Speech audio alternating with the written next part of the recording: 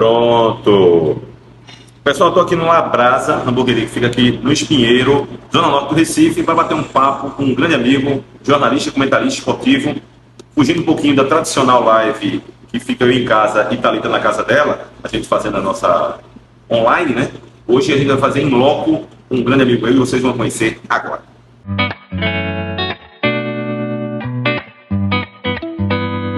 A figura é conhecidíssima no jornalismo pernambucano, já está aqui degustando. Ah, não, está degustando, não, estou levando dele. Pensei que era.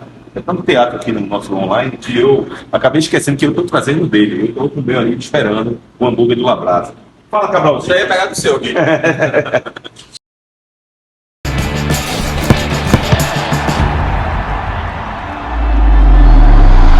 Pronto, pessoal. Estamos aqui com o meu amigo Cabral Neto. Tudo bom, Cabral? Bom demais, estar com você é sempre bom, meu amigo. Tê-lo aqui no nosso canal, que a gente sempre faz live nas segundas. Hoje a gente está gravando uma live. Hoje a gente está gravando uma live, um bom argumento. Falar para o pessoal o seguinte: se inscreve no canal, compartilha, comenta. Isso. Marca sininho, porque quando chegar vídeo novo, aí você é notificado. Esse certamente vai ser bombástico. Curte, se inscreve. Curte, se inscreve. É isso, reclama. Fala bem de Neymar, fala bem de Jesus, fala bem de... né? E de outros aí, de Filipão. Você continua achando que o Neymar foi o melhor jogador brasileiro que você viu jogar, Marcelo? É longe disso. Mas quem entrevistar sou eu, pai. Quem tá entrevistando sou eu. Ah, sim. Vou dar dando esporra aqui no meu convidado. Cabral, e aí, como é que estão as coisas? Tudo certo, tudo ótimo. Melhor agora vendo você. Eu quero saber de você o seguinte, também quero saber de você. Eu queria, semana passada quem estava com a gente foi o Romualdo Marques. Meu amigo Romualdo Marques. E aí, eu até, acho que talvez nessas entrevistas do pessoal da imprensa que está aqui, a primeira pergunta que eu fiz foi em relação a como começou essa brincadeira de ser comentarista, começar a ser narrador. E aí eu também te pergunto, como é que foi? Eu te conheci como um repórter. Depois virou agora comentarista. Mas como é que foi essa brincadeira de ser cronista esportivo? Como é que começou? Foi na brincadeira em casa, amarrando o botão? Marcelo, eu acho impressionante isso, assim, no meu caso, né, foi algo muito positivo, porque, para você ter uma ideia, uma história que aconteceu, que eu acho que representa bem isso que eu quero dizer. Eu encontrei, depois que eu já tinha entrado, já estava há algum tempo já na imprensa, encontrei com uma amiga que a gente tinha estudado junto ali pela 7ª série, 6ª série, e aí quando a gente se encontrou, ela disse, pô, fiquei muito feliz de ver o que você está fazendo, porque foi o que você sempre sonhou, né? Então você vê que era algo que eu já pensava, acho que eu nem pensava, digamos, em ser jogador de futebol, já pensava de fato assim em trabalhar na imprensa, mais ou menos isso, Eu amava futebol, mas não era o meu sonho, digamos, ser jogador de futebol. O que eu sempre quis ser, de fato, eu queria me formar em jornalismo, queria ser comentarista esportivo e tal. E eu só entrei na imprensa com 27 anos de idade. Meu filho já tinha 6 anos na época já, então assim, já parecia que não ia dar certo, mas acabou dando assim, né? Fui pedir uma oportunidade na rádio Jovem Cap, né? Na antiga rádio Capibaribe.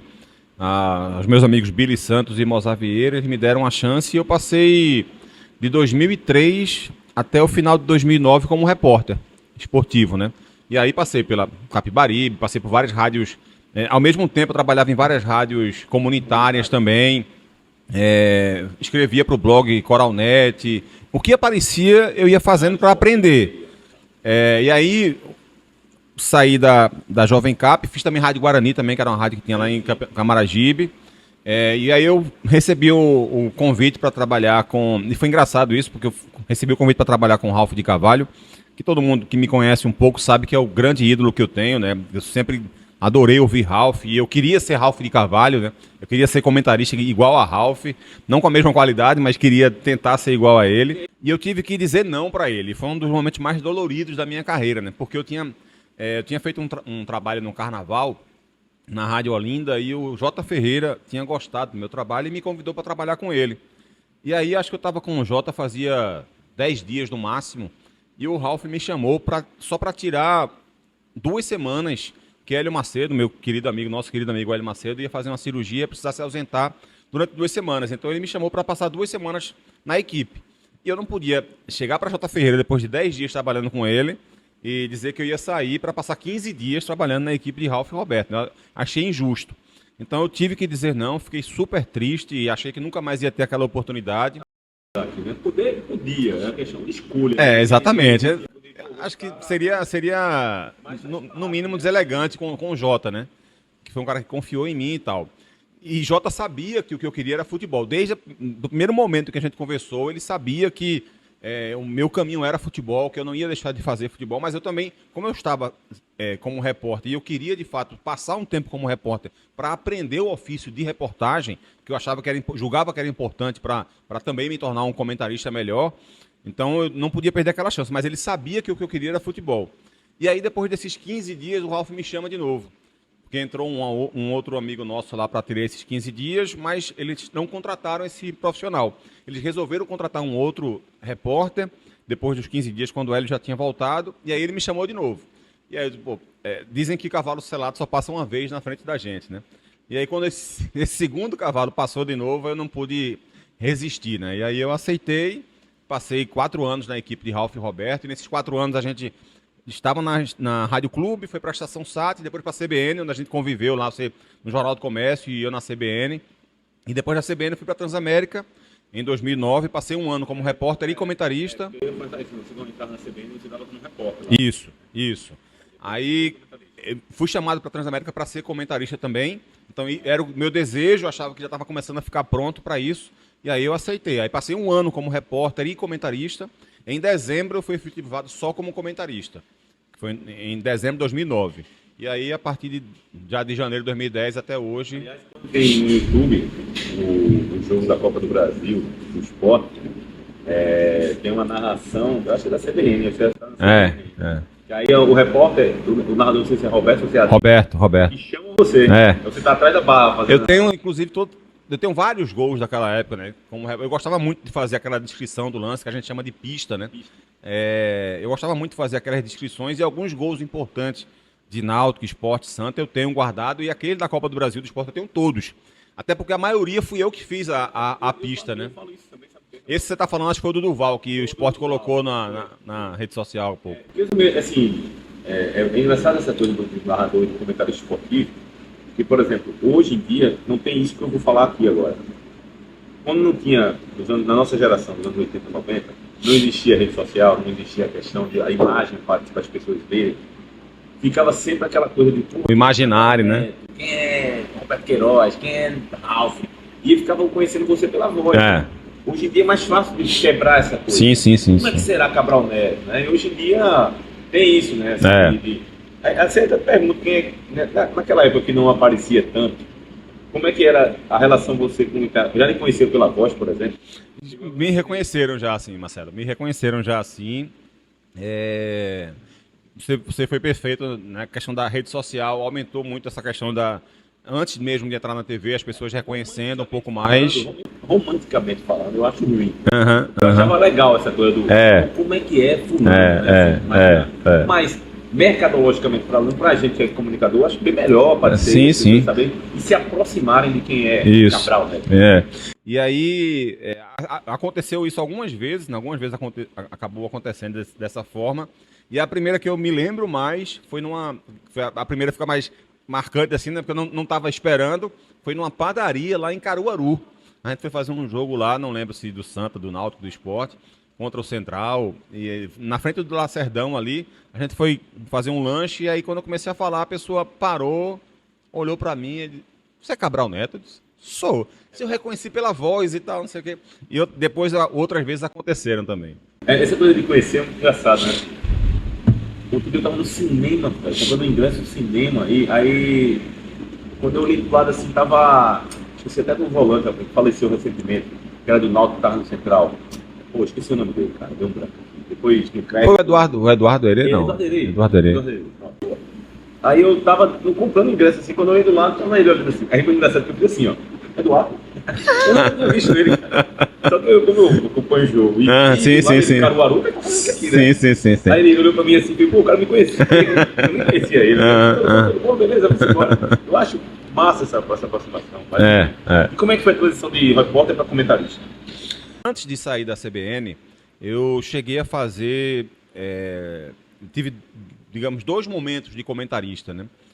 Um foi num jogo do Santa Cruz com o Petrolina, que por questão de escala mesmo, assim, faltava uma pessoa para comentar lá na CBN.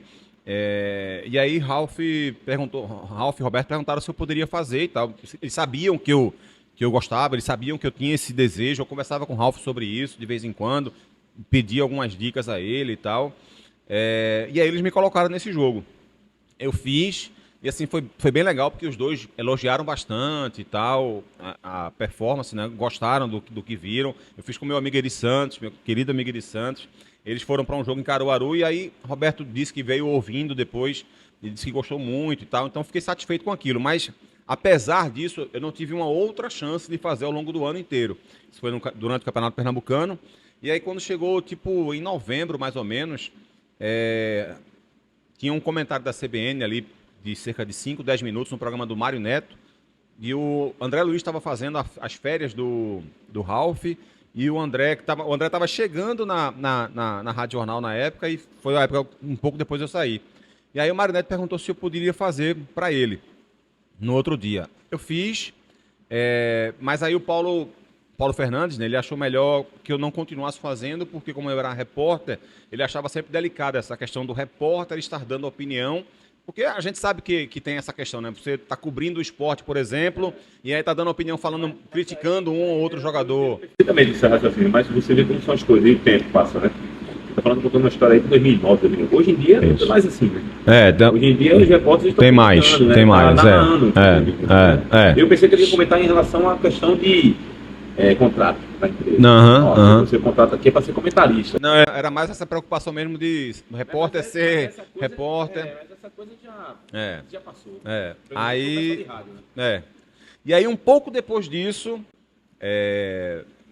o Léo Medrado me chamou, me fez essa proposta para ir para a Transamérica para ser repórter e comentarista. Ele achava que eu tinha potencial para ser comentarista. Ele conhecia meu trabalho e achava que eu tinha potencial para isso. A gente também já tinha já tinha se encontrado várias vezes pessoalmente, né, eu e ele. Então a gente conversava sobre o futebol e ele achava que eu tinha potencial para ser comentarista também.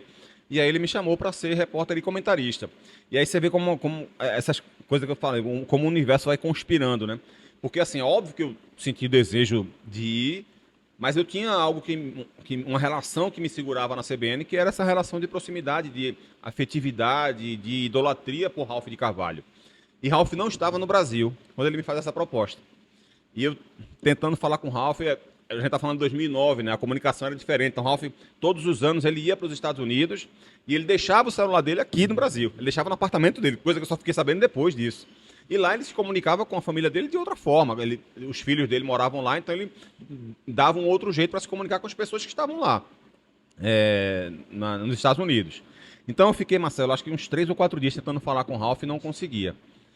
E aí eu resolvi aceitar, sem falar com ele mesmo. Fui conversar com o Roberto e com o Paulo Fernandes, avisei para eles que ia aceitar a proposta.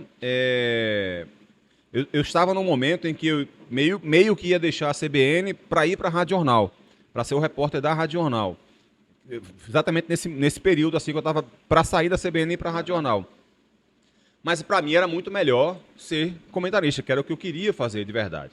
E aí eu aceitei a proposta e eu passei mais uns 20 dias, mais ou menos, ainda na CBN, até para passar algumas dicas para o André Luiz, que estava chegando, que ia assumir um pouco aquele papel também de reportagem, porque ele chegou para ser folguista, e aí com a minha saída ele ia passar a fazer mais coisas. Então eu passei mais uns 20 dias ainda lá para ajudá-lo nesse aspecto, nessa transição. André Luiz, que é um grande amigo também nosso. E aí, eu passei 20 dias lá. Nesses 20 dias, Marcelo, eu tentava falar com o Ralf de Carvalho pelo menos umas 3 ou 4 vezes por dia. Ligava para ele. E eu pensava assim, na hora que ele chegar aqui no Brasil, que ele ia ligar o celular dele... Você vai estar no aeroporto, eu vou... Ralf de Carvalho. Porque assim, eu não sabia quando ele ia voltar. Então eu ligava para ele todos os dias e eu pensava, o máximo que eu vou fazer ele vai chegar e em 3, 4 horas eu vou estar ligando para ele para avisar a ele. Ele pode até saber por outra pessoa, mas ele vai ver que eu estou interessado em dar uma justificativa para ele. E por sorte, cara, veja só, o Sport foi estrear contra o Petrolina na Ilha do Retiro, no Pernambucano 2009, aliás, e foi meu primeiro jogo na Transamérica. E eu liguei para Ralf na véspera, algumas vezes não consegui. No dia liguei para Ralf antes de sair de casa, não consegui. Meia hora antes de começar a transmissão, o telefone de Ralf toca e ele atende. Meia hora antes de começar a transmissão. Veja como é a vida. E aí eu fui explicar para ele, e ele ainda meio que se entender, ele disse, Cabral, olha, eu acabei de chegar em casa, e eu sabia disso, que eu estava ligando para ele o tempo todo, eu estava de férias nos Estados Unidos, acabei de chegar em casa, na segunda-feira a gente conversa, porque eu não quero que você saia, não. Ele não tinha entendido ainda o...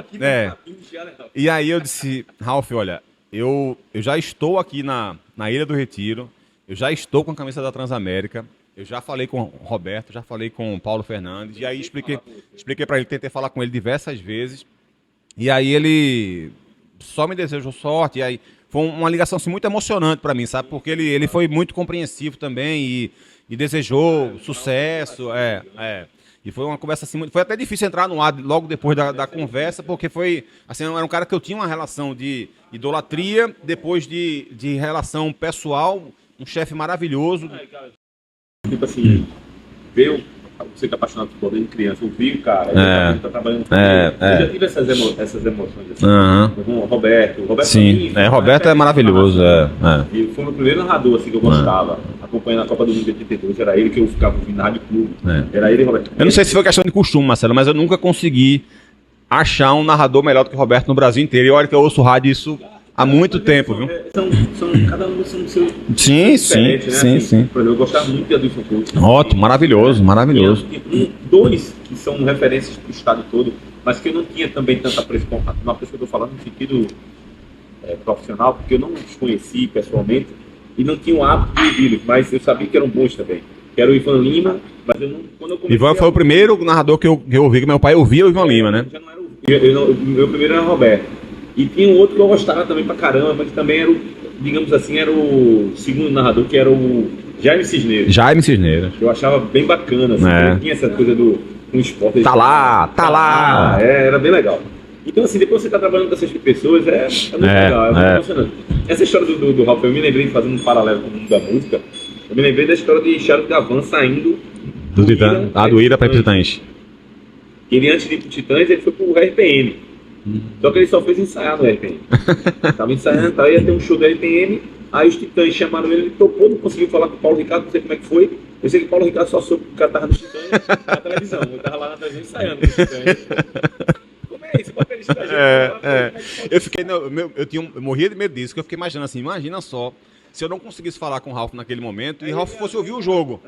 E aí, de repente, provavelmente ele ia ouvir na CBN, podia ser que ele desse uma pulada, quando ele ouvisse na Transamérica, estaria eu lá. Pronto, o que aconteceu com isso que aconteceu foi aquele repórter, apresentador da Globo, chamado Evaristo Costa. Sim. Ele estava na Record, sei lá qual foi a emissora aí, eu tô falando isso porque eu vi na rede social. Que ele só soube que estava fora da Record quando viu a propaganda da programação do ano. E ele não estava lá. Ele ligou, vai aqui. Cadê meu programa? Soubesse não, foi. Cara dançando. Caramba, velho. E essa coisa da Globo, eu tava lá quando você foi convidado pra ir pra lá, né? E aí foi uma outra porta que se abriu, né? E a questão do televisão, que é bem diferente. É bem diferente. Marcelo não tava lá, grande editor lá, e enfim. Foi bem diferente e bem inusitado também até, Marcelo, porque era algo que eu não esperava. Quando o George me chamou, né, assim, para ir, a vaga estava lá em aberto, eu sabia disso, porque o Chiquinho tinha saído, né, o Chiquinho era o comentarista da Globo na época, ele tinha saído para ir para a prefeitura, mas eu imaginei que a Globo iria novamente contratar um ex-jogador. E aí foi um bastidor, assim, deu que como é que chama? Todo mundo esperava por isso. O George estava com a cabeça de não chamar de jogador, estava querendo mudar. Estava querendo quebrar essa coisa de jogador. Jogador, né? Realmente um comentarista. Inclusive seria a bola da vez. Naquele momento. Aí, quando o GG me ligou, né? O George me ligou, foi surpreendente, porque eu estava imaginando, não esperava que ele recebesse aquele convite, achava que havia um ex-jogador mesmo, porque era o que acontecia sempre. E aí eu fui almoçar com ele. E assim, é óbvio que na nossa profissão, dizer não para a Globo é sempre muito difícil. Não é fácil, né? Você está fora e você dizer não desde que, evidentemente, ela dê uma possibilidades, né, para você ir trabalhar lá. É algo muito difícil. Você está chegando na maior empresa de comunicação do país, você trabalha com comunicação, então, pô, é uma experiência que é uma experiência que eu preciso viver. Eu não preciso estar lá a minha vida inteira, mas é uma experiência que eu preciso viver, porque certamente eu vou sair de lá maior do que eu vou entrar. Eu acho que qualquer profissional, você pode chegar num... Nós temos que ter essa mentalidade em relação a qualquer coisa. É isso. Você pode, de repente, chegar numa empresa, passar 1 ano, 2 anos e sair, digamos, do mesmo tamanho que você entrou. Eu acho que a Globo é uma empresa que te oferece que você saia maior do que você entrou. Desde que você, evidentemente, faça seu trabalho bem feito também. Então, eu tinha isso na cabeça. Eu não preciso ir para lá para passar o resto da minha vida lá, mas eu preciso ir para lá. E aí eu aceitei. A primeira pergunta que eu fiz para o George foi: eu posso continuar em rádio? Porque eu gosto muito de rádio até hoje, né? E aí os termos mudaram, né? Então, assim, eles queriam um comentarista de fato exclusivo para a TV, e aí eu acabei aceitando. Uma experiência muito bacana, assim, Marcelo. Eu não senti questão de... acho que a maior adaptação que você precisa fazer, de fato, é a questão de encurtar um pouco mais o comentário, tempo, se adaptar, perceber que hoje...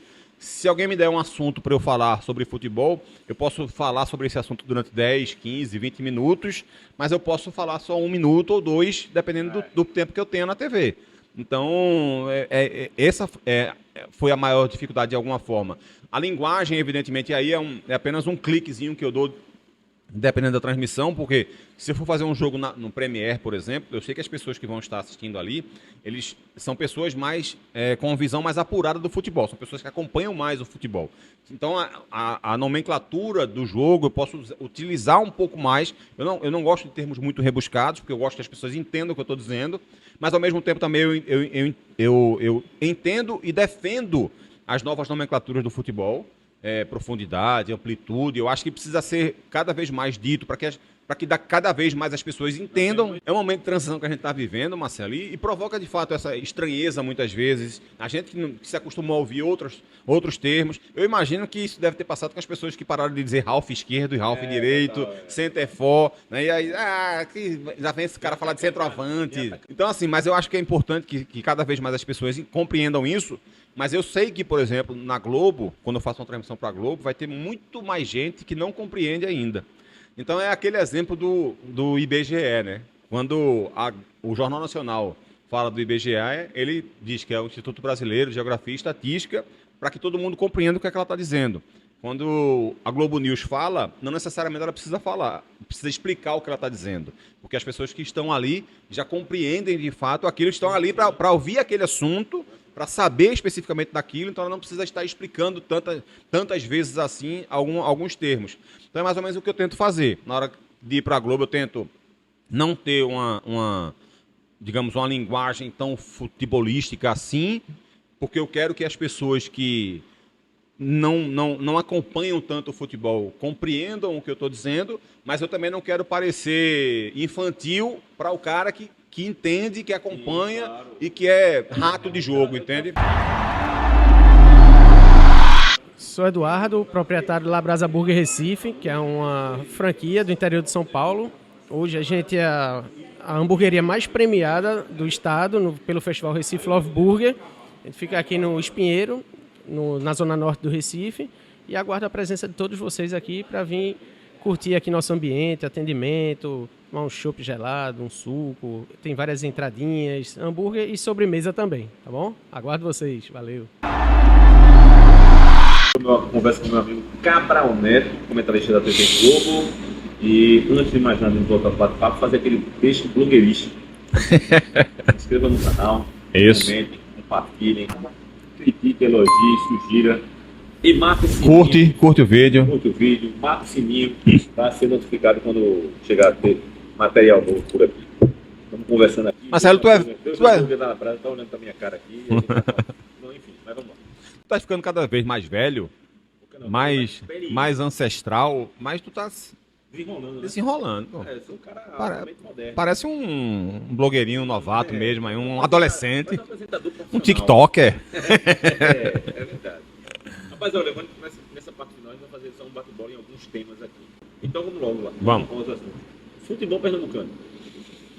Tem que melhorar. Tem que melhorar bastante. Muito preocupado com o que vejo, com esse continuismo na Federação Pernambucana de Futebol, Mas aí que é eterno, né? é eterno. Não. Nos últimos 60 e poucos anos foram 5 presidentes só. Então, assim, Bom, né? A gente ser presidente da federação. deve ser, né? Deve ser, bom, Deve mas, ser, né? Cada um passa mais de 10 anos. Pois é. Então, assim, a gente acha que a visão tem sido muito atrasada, a gente tem visto cada vez mais outros estados passarem por a gente. O sucesso, especificamente do clube, pontualmente, um ano aqui, outro ali, não necessariamente mostra um estado se revigorando. Né? O Sport esse ano está muito bem, montou um belo time, isso não quer dizer que Pernambuco esteja se revigorando. É uma roda gigante. O que quebra, sabe, Cabral, é o seguinte, por exemplo, o Sport está bem. Aí vamos dizer assim, que é uma âncora que puxa para cima. Só que o Santa Cruz está muito mal. Pois é. Aí a âncora que puxa para baixo, ela é muito maior do que essa âncora que vai para cima. É isso. Porque entre o Sport e os outros clubes, existe um hiato muito grande. Isso. E entre o hiato do Santa Cruz e os outros clubes lá da Série D, onde o Santa Cruz está, é muito pequeno. É. Né? Aí, quer dizer, pesa mais para baixo do que para cima. Uhum. Né? Essa que é a nossa corda se estica de um ponto que ela vai estourar. Isso. E aí falta, sabe, Cabral? Bate sempre essa tecla. Autocrítica. Uhum. Eu acho que a gente tem dirigentes que acham que o futebol pernambucano Tá lindo, né? E não tá. Pois é. Então, precisa de uma mudança profunda, eu acho que desde a federação até o conceito de dirigir o Santa Cruz, por exemplo. Algumas questões também que precisam ser modificadas de forma até profunda no Náutico também. Os clubes do interior, você vê que estão também passando por situações delicadíssimas. O Central estava na Série A2, o Salgueiro desistindo de competição. Quem te vê no Salgueiro. Por exemplo, o Vitória, eu estava vendo um vídeo. Não existe mais estádio, Não pô. existe mais estádio. É isso. Vários clubes jogando na arena exatamente por conta disso, né? O Vitória vinha jogar na arena, não conseguia jogar em casa. A sensação do futebol pernambucano que Acabou-se, né?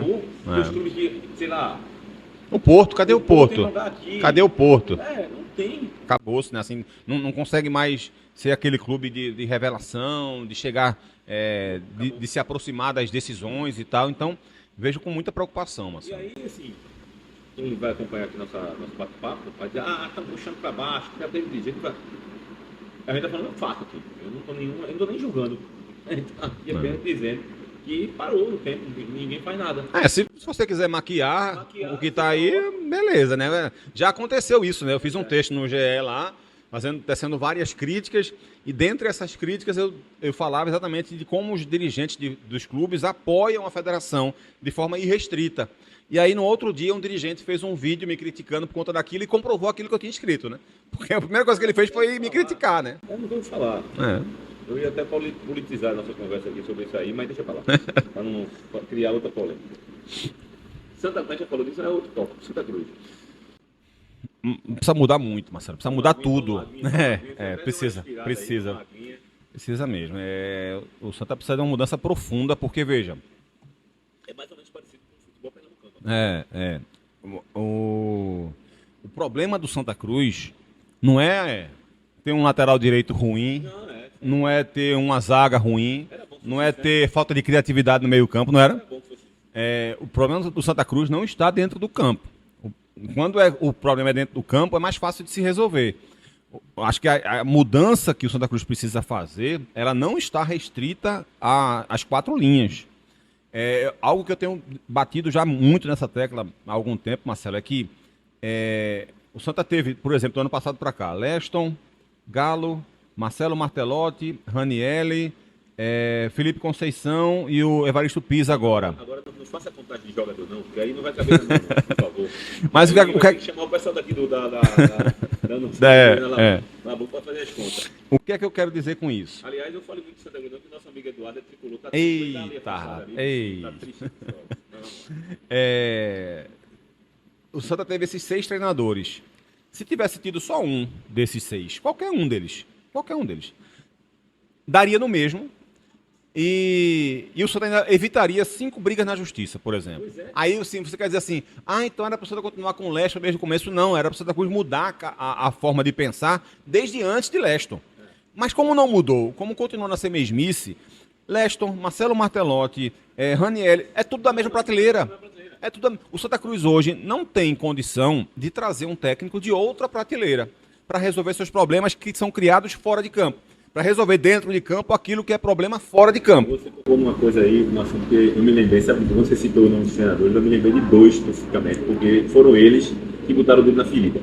Um de forma, aliás, todos 2 de forma meio exagerada, mas com razão. Foi o Galo, né? O Galo foi o próprio Leston também, né? O Galo falou uma coisa certa, verdadeira. Só que a forma foi muito chata. Assim. Ele veio pra cá 2 jogos, sei lá, 3 jogos com o Santa Cruz e escancarou tudo. E a diretoria do Santa Cruz cometeu o ato falho de colocar nas redes sociais as críticas. Foi um negócio absurdo, um negócio. Não, surreal. Só que o Galo tá com razão, tá aí, tá com razão. Esse é o ponto. O outro que também tá com razão é a Leston. Só que a forma como o Leston fez foi uma coisa bem patética. Assim. Você matou o jogador. Todo mundo, fez aquele circo todo. Mas ele tem razão também. Só que aí Leston é aquele cara que tá treinando clubes ali, que tá naquela. E, infelizmente, que eu vou dizer, Leston tá numa realidade de clubes que o Santa Cruz também está. Infelizmente. Porque há um tempo atrás o Santa Cruz estava muito acima de um Floresta, estava muito acima de um Cianorte e outros aí. Hoje o Santa Cruz está abaixo do Retrô. Todo respeito ao Retrô, mas tá abaixo, pô. O Santa tem. O Santa Cruz aceitou o coitadinho, pai. O Santa tem. Não, mas isso é algo eterno praticamente, né? Porque eu me entendo por gente acompanhando futebol desde 1983. Ou seja, há 40 anos que eu acompanho futebol. Há 40 anos o discurso no Arruda é o mesmo. É o mesmo. É de vencer no sacrifício, de vencer devendo. E ter orgulho disso ainda mais. Veja, o que fez o Santa Cruz estar onde está não é Antônio Luiz Neto, não é Joaquim Bezerra. Eles ajudam. Eles ajudam a fazer. A questão está na mentalidade. Agora, o que é pior não é o seguinte. A gente está discutindo a mentalidade de mudança. Quem é que tem essa mentalidade do Santa Cruz para mudar isso? Ninguém. Eu não vejo, não. Ninguém. Não tem Ninguém, pelo menos assim, que esteja no meu radar ali, que está trabalhando ali. Você que encontra aí um cara todo com ideia nova. É o seguinte, vamos fazer isso. Fulano tá comigo. Eu vou, Por exemplo, era outro tópico que eu ia falar em relação a SAF. Daí eu falo muito do Santa Cruz. Falo de uma forma geral. É realmente essa opção do seu ponto de vista do futebol brasileiro. O Santa Cruz seria. Eu digo que seria porque a mentalidade ainda não mudou. Tanto é que o SAF da SAF do Santa Cruz é um motivo de polêmica. É um motivo até de pessoas que não querem. Eu acho que... Em geral, vou falar sobre o Santa Cruz. Eu acho que primeiro no Santa, acho que tem que tirar todo mundo lá na diretoria e trazer uma diretoria nova, porque eu acho que as coisas dentro de campo, os problemas do Santa Cruz dentro de campo só vão mudar quando os conceitos mudarem. Ponto.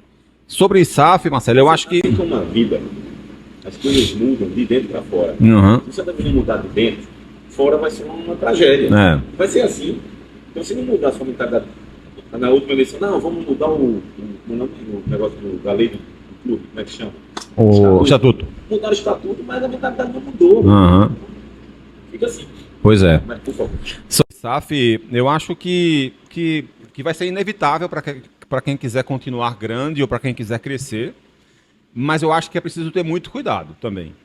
Porque eu acho que é aquele tipo de disputa, Marcelo, que eu não queria largar na frente nem largar por último. Porque eu acho que quem larga na frente pode fazer contratos mais arriscados e não perceber, de repente, a movimentação do mercado. E quem for por último também talvez não pegue grandes empresas ou grandes investidores.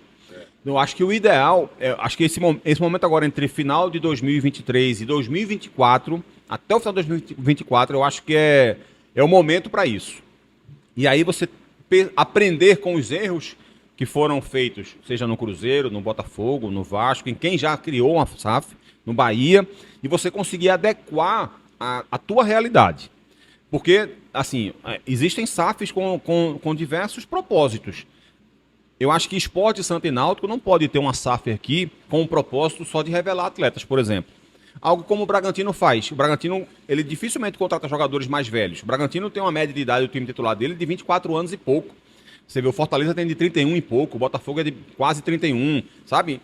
Os clubes têm uma média de idade de 27, 28, 30 anos de idade. A média do Bragantino é lá embaixo. porque é um propósito da empresa. Isso cabe para Esporte Santo Inaldo? Não.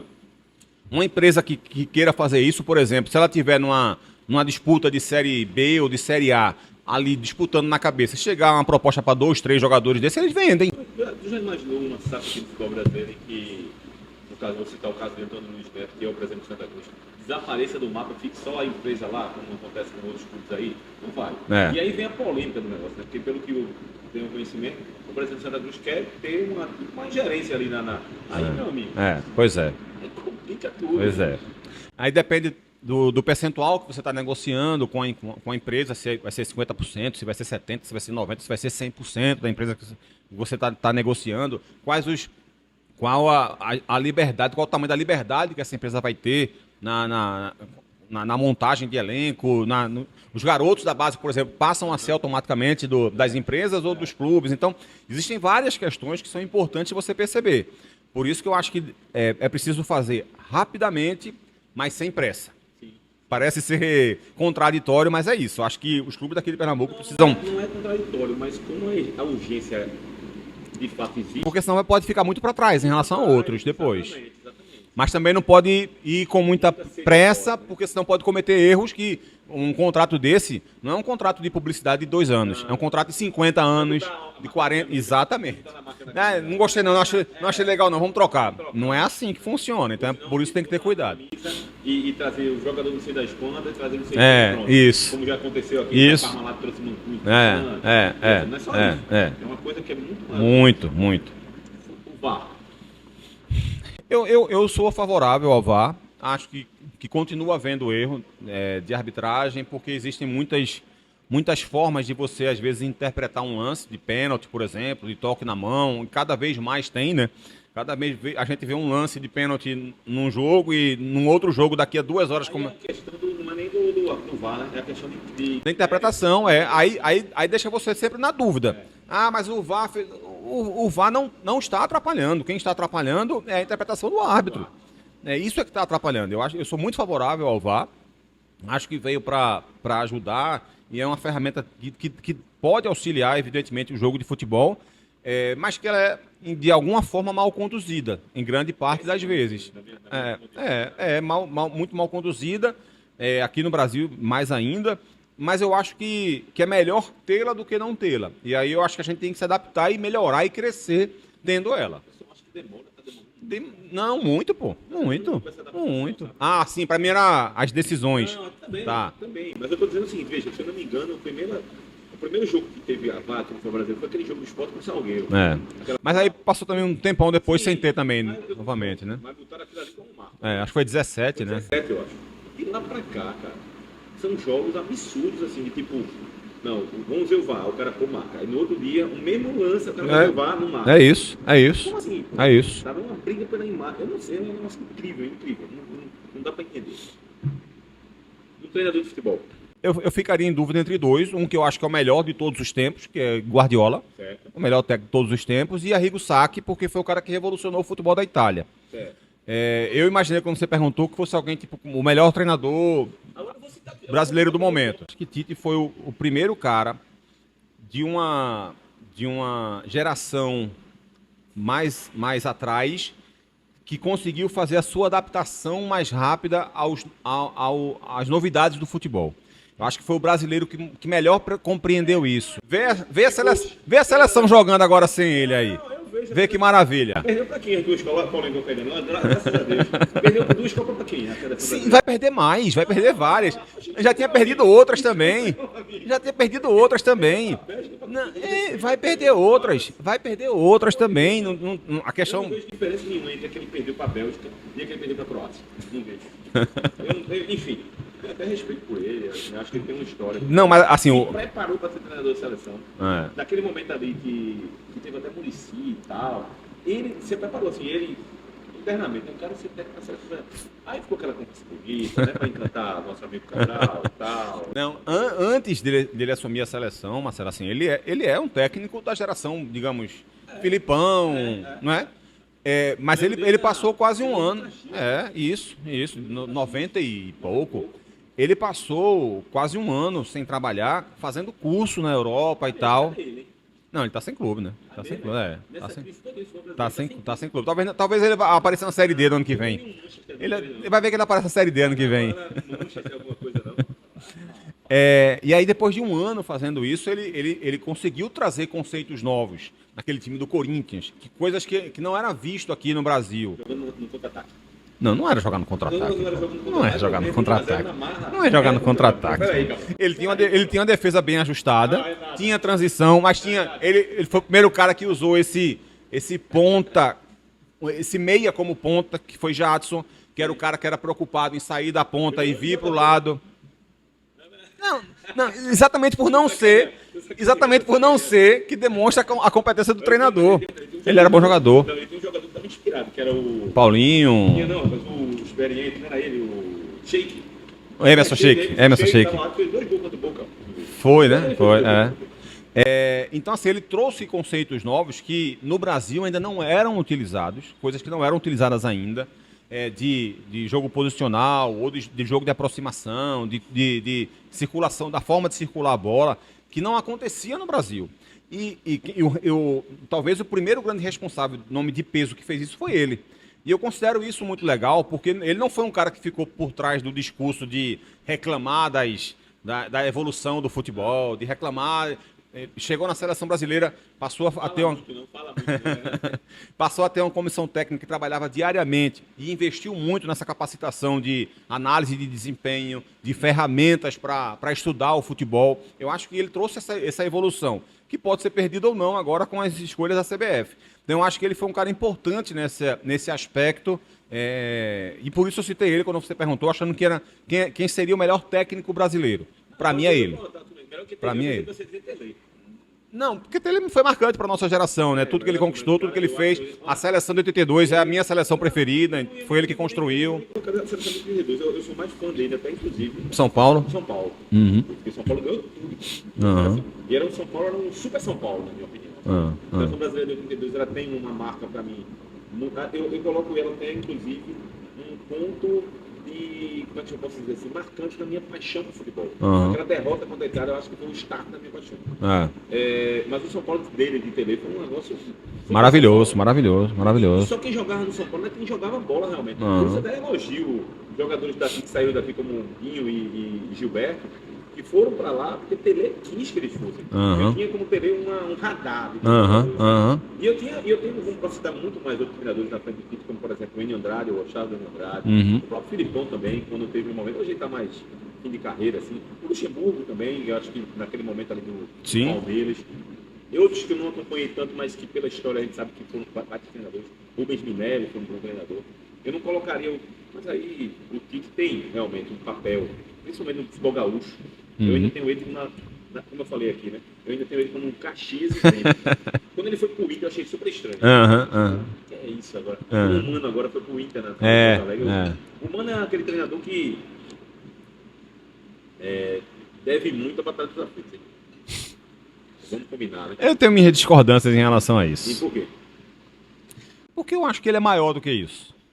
Eu não acho que ele seja, por exemplo, técnico hoje para você imaginar, pode ser o próximo técnico da seleção brasileira? Lógico que não, óbvio que não. Chegou a ser e foi demitido, inclusive, no melhor momento dele na seleção. No momento que estava começando a crescer, tiraram ele. E assim, até se você for chato na expressão que é utilizada, que as pessoas às vezes dizem isso, eu nessa época, eu fazia a cobertura do esporte. E Tite chegou aqui no Recife para enfrentar o Sport, que se o jogo fosse empate, ele seria demitido. Ele chegou aqui numa situação terrível. O mesmo ano, o ano da batalha, 2005. Não, você tá falando de Tite, tá falando de Mano, não? Perdão, mano. Ele chegou aqui para ser demitido. Eu lembro desse jogo. E o Grêmio venceu o jogo por 1-0. E ele se segurou e a partir dali ele começou a crescer. Então, se você imaginar assim, ele poderia ter sido, antes da Batalha dos Aflitos, ele poderia ter sido demitido ali também. Entendeu? Então, assim, não é... E tem um detalhe, para reforçar o que você está dizendo. Embora discorde, eu acho que se ele perde pro Náutico aqui, ele ia voltar para os times do interior. Podia até se ele voltasse a ser técnico de outro ia demorar mais, né? Ia demorar mais. Mas aí dependeria de como ele reagia naquele momento. Não tem como a gente prever, né? Mas eu vou até... E acho que ele vive um momento muito ruim na carreira dele. Muito. Se você pegar os últimos 5 anos, pelo menos, ele só tem um trabalho bom, que foi o do Inter no ano passado, porque no mesmo Inter, esse ano, o trabalho dele foi ruim. Então, assim, você viu ele no Bahia, ele no Palmeiras, ele no Cruzeiro. Veja que coisa curiosa. Ele fez 2 anos bons no Cruzeiro, foi campeão da Copa do Brasil. Depois ele começou a enfrentar uma seca de vitórias, foi demitido. E o Cruzeiro, naquele momento ali, degringolou caindo na Série B. Né? Voltou, o Cruzeiro tirou aqui agora. Mas reforçando aquela ideia lá do 2005, esse jogo do Criciúma, eu lembro, ele do Grêmio. Do Grêmio, perdão. Ele veio pra cá pra ser demitido. Eu lembro porque eu cobri o Sport e a gente cobriu o treino também do Grêmio e entrevistou ele, inclusive. A gente entrevistou ele lá. Foi um jogo em que o Sport dominou até a partida. Foi. Aí num contra-ataque. Foi, exatamente. Fez 1-0. Exatamente. E quase goleia, porque o Sport bateu cabeça, também era ruim. Bate cabeça, o Grêmio quase goleia e a partir dali o Grêmio decolou. Veja que coisa de futebol. Então eu acho que ele é maior do que essa afirmação. Mas também não acho que ele é mediano. Um treinador... eu acho que ele teria conseguido uma carreira legal. Mesmo que, como você falou, eu concordo com você, se de repente não tivesse acontecido aquele jogo da Batalha Aflitos, ele não teria tanto foco em cima dele e talvez ele demorasse mais para chegar num patamar mais alto. Para reforçar o que você está dizendo, embora discorde um pouco. Ele teve conseguiu essa Batalha dos Aflitos, subiu e levou o Grêmio, esse mesmo Grêmio mediano, à final da Copa do Brasil, Copa Libertadores. Isso. A final da Copa Libertadores, perdeu para o Boca Juniors, que é um time muito melhor do que o Para fechar, eu acho que já sei a sua resposta, mas depois de Tite, né, pode ser que não, né? Um ídolo no futebol. Zico. Pensei que ele ia dizer outro, mas Zico do esporte mas não, né? Pode ser que tenha alguma coisa. Zico do Flamengo, com todo respeito ao Zico do esporte, que foi importante no esporte também.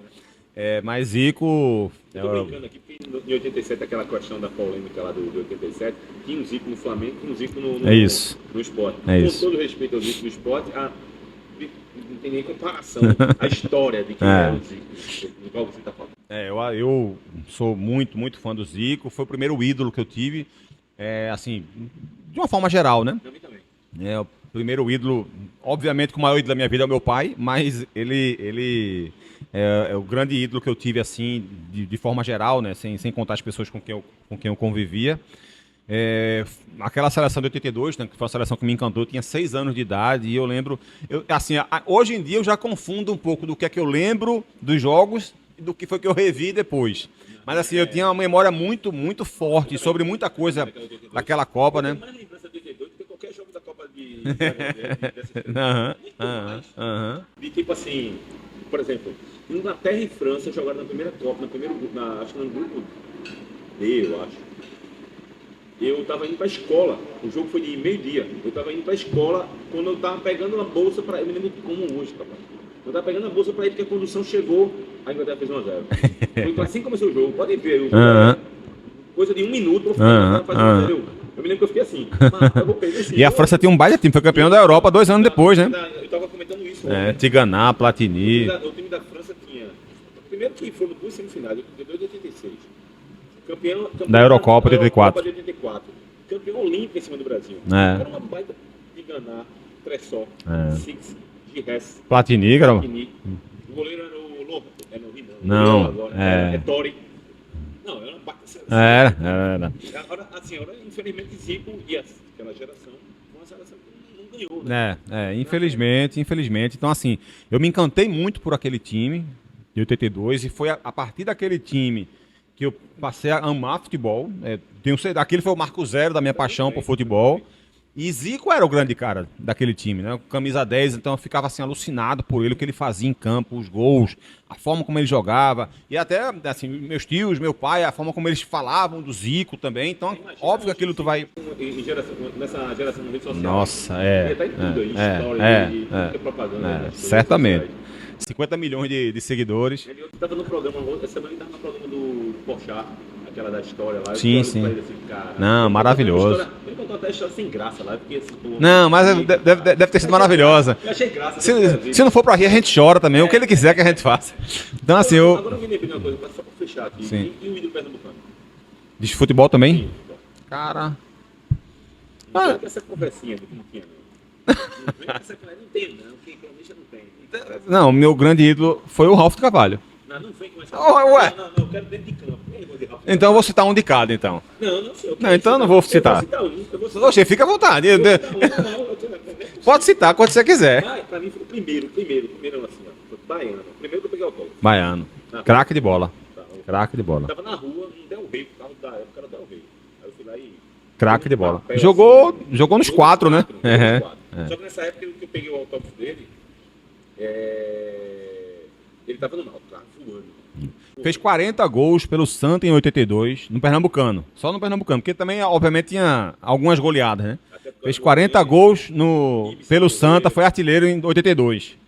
Aí todo mundo achou um exagero, né? Aí em 83 ele foi e fez 40 gols de novo. Acho que ele fez os 40 gols 2 vezes no Náutico. Não, uma foi pelo Santa. Tem certeza. Uma foi pelo Santa e a outra pelo Náutico. Eu tenho quase certeza que Foi não, homem. Porque foi... Então Bota- diga seu ídolo. Então diga seu ídolo aí. Não, eu posso dizer um de cada. Vá, diga um de cada, vá.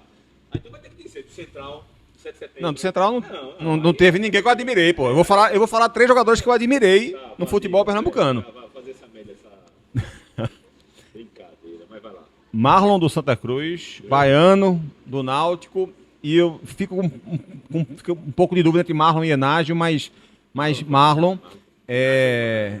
e no esporte eu acho que Leonardo. Assim, eu acho que Magrão é sensacional, merece todas as idolatrias, mas acho que Leonardo até porque eu era mais jovem também, então a admiração era diferente do futebol dele e tal. Eu tenho dos amigos sobre goleiro, que é o seguinte: quem era maior entre Bosco e Magrão?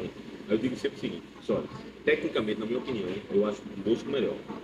Agora, maior, eu acho o Magrão. Eu acho que o Magrão talvez seja o maior jogador do esporte, né? Talvez seja. Eu acho difícil. O que pode brigar com ele é o Duval. Mas Magrão passou mais tempo, né? Porque o Duval ainda saiu, depois voltou. Mas veja, Magrão também passou um momento de vaia, de se reserva. Especialmente no começo, né? Muita gente acha que foi o Rojas que melhorou o futebol dele. Não foi Vanderlei Filho. Vanderlei. Foi o preparador do goleiro que chegou antes de Rojas. Foi com o Geninho. Com o Geninho, é isso. Ele já estava pegando do pênalti. É isso. Porque o primeiro ano dele aqui com o Zé Teodoro foi ruim. Não jogava bem e tal, Ele até pensou em desistir. Aí quando o Vanderlei chega aqui, acho que no ano seguinte, acho que 2006, que eu estava cobrindo o esporte, ele começa a jogar, nem parecia mais que era aquele Magrão que tinha chegado. Ó, é o seguinte, Magrão, eu ia falar do Magrão. Tem ninguém que tá magrão, né? Eu conheci gordão, agora tá magrão. Uns 50 quilos a mais só. Meu irmão, obrigado Marcelão. demais. Eu acho que rendeu 2 horas de live. Minha amiga Thalita tá... Eu queria mais. Tem que botar aqui, Fittipaldi, Boa. Daniel, mini crack. Eita, Aí rapaz. Júlio Neto, que detesta Zico. É isso mesmo, Júlio. Vou logo entregar aqui. Detesta Zico? Não é possível. Não deu nada. Júlio Neto, um abraço. Viu? Não merece nem citar, pô. Pois é. A discussão ia começar aqui. Abraço, Júlio. Galera, obrigado. Manda novamente pedir para que você se inscreva no canal, Isso. compartilhe, comente Isso. e marque o sininho, porque a gente Vale demais. vale demais. Agradecer ao Labrasa que recebeu a gente aqui. Venham aqui, o Labrasa que fica aqui no Espinheiro, para saborear esse hambúrguer que está olhando para mim desde o início da conversa. Vamos embora? Vamos nessa. Valeu. Tchau, tchau.